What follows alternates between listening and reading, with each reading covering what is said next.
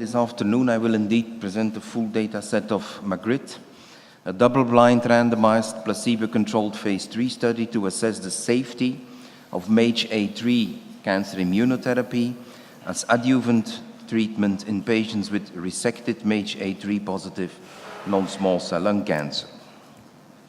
And the trial rationale here is twofold. One, it's a disease setting where improvement of cure rates is hard to achieve. And two, it's a very well tolerated and promising treatment approach. So first, operated lung cancer patients, about 40% of these patients are cured after surgery.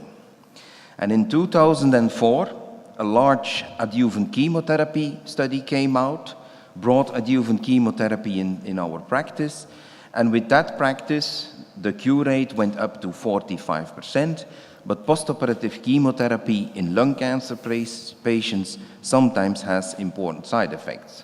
On the graph you see the difference. The hazard ratio between surgery alone, surgery plus chemotherapy was 0.86. And since 2004, this is 10 years ago now, there was no progress. The therapy MAGE-A3 cancer immunotherapy. MAGE-A3 is a protein that you find on the tumor cells, on the lung cancer tumor cells. You don't find it in normal tissues, so therefore it's a selective and suitable target. We have seen activity with this therapy in metastatic melanoma, and there was a promising activity in resected lung cancer patients.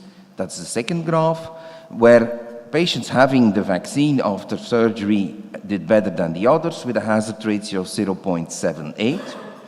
It's very well tolerated as a vaccine immunotherapy, and there was a sign of a predictive biomarker, a gene signature that was first seen in melanoma patients and then also confirmed in lung cancer patients. So this was the reason for MAGRIT. And how did this trial run? Well, adjuvant trials in lung cancer are always to test the study hypothesis in a definitive way, and this means large numbers, long duration. So in total for this study, we screened nearly 14,000 post-surgical patients for expression of MAGE-A3. Valid samples were nearly 13,000, and as expected, the protein, the antigen is there in about 1/3 of the patients, 4,210. And then in the randomization phase, about 1,500 patients had, it's a 2-to-1 randomization, about 1,500 patients had MAGE-A3 cancer immunotherapy, and about 750 had placebo in exactly the same schedule. So the patients first had their standard therapy, which is surgery or surgery plus chemotherapy for some, and then they had randomization. And as you can imagine, with these numbers, this was a global study with involvement of both Asia Pacific, Europe, and both Americas. So what are the main results? The main results are a definitive but disappointing answer for patients and investigators.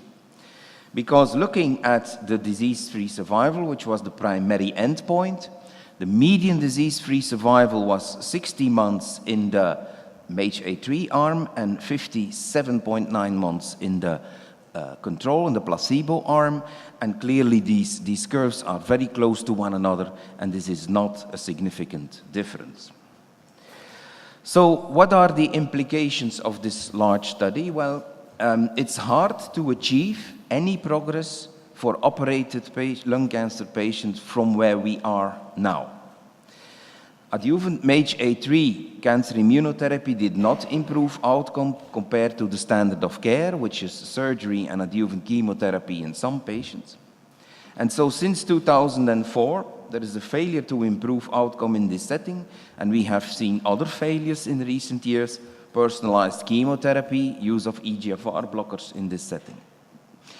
In the absence of 10 years of progress, I think this promising strategy needed formal testing, and this led to this largest therapeutic trial ever done in lung cancer. It was confirmed that vaccination strategies have very mild side effects, so patients were not harmed in this study. It gave us a detailed prospective database on global treatment patterns for these patients. Modern thoracic surgery, only 15% of the patients had the total lung removed, and that's a kind of a quality indicator for good modern thoracic surgery. Modern adjuvant chemotherapy patterns, and I think the study sets a benchmark for future work. Actually, the expected 5-year survival rate in this study for these patients will be above 50%. It's also a source for further analysis on what we may do in the future. Second implication, it's a definitive test of therapeutic vaccination with current technology in lung cancer. It's the largest vaccination trial ever done in lung cancer. I think it's the appropriate setting after surgery. In order to increase cure rates, you want to eliminate minimal remaining tumor cells after surgery, and the study had adequate design and power. What about further immunotherapy development in lung cancer? Then I think we need better understanding of mechanisms, and very important there, I think that's crucial to this study, is that lung cancer has a very immunosuppressive environment. And what does this mean? It means the strategies like MAGE-A3 immunotherapy, they do create effective soldiers.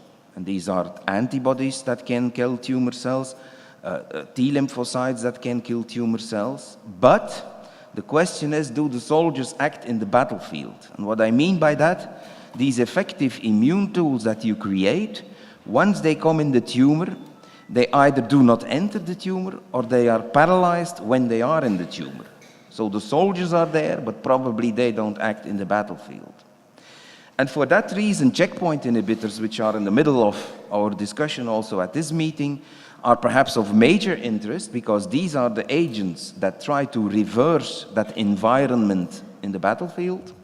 And so for future progress, I think combination of vaccination and checkpoint inhibition may be of major interest. Thank you.